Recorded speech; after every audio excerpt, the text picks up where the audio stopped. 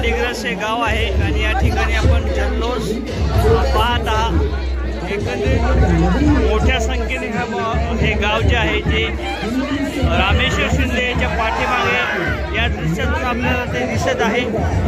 आणि एक मराठा लाख मराठा त्याचबरोबर रमेश शिंदे तो मागे बढो अशा प्रकारच्या घोषणा सुद्धा आपल्याला पाहायला मिळत आहेत।